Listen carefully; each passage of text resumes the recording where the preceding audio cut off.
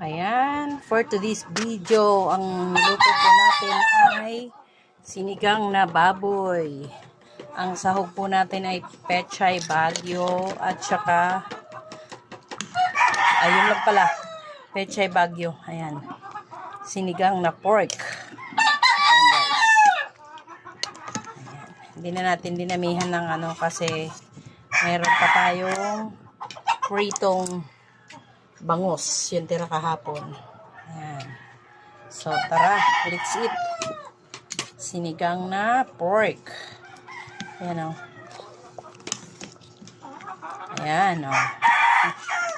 Ayan. Ayan yung ating sinigang na pork, guys. Let's eat, let's eat.